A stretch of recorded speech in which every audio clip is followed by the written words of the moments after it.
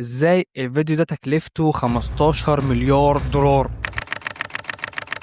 قد يبدو للوهلة الأولى إن ده فيديو قصير جدًا، فغالبًا ما خدش نت كتير، وحتى لو افترضنا إنه خلص باقة النت يعني، فهي باقة النت بكام؟ أكيد مش غالية للدرجة دي، أو على الأقل لغاية دلوقتي لسه مش غالية للدرجة دي. بس فعلًا الفيديو تكلفته 15 مليار دولار، أنا مش هاغشك. وهات ورقة وقلم وتعالَ أحسب لك الفاتورة، والفيديو ده كلف كام من أول ما خرج من برنامج المونتاج عندي لغاية لمّا وصل لشاشة جهازك.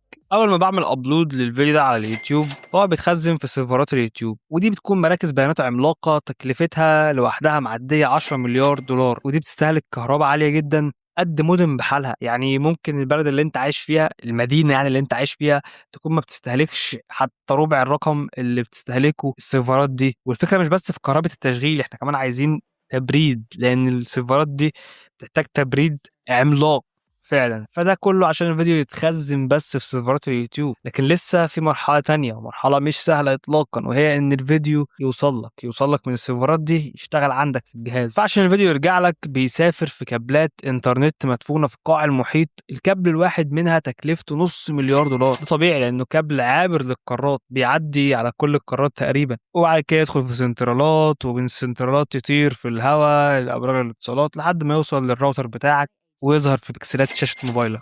فكل ده في أجزاء صغيرة جدًا من الثانية، عملية معقدة ودقيقة بشكل مش طبيعي، وعشان تحصل بتكلف مليارات.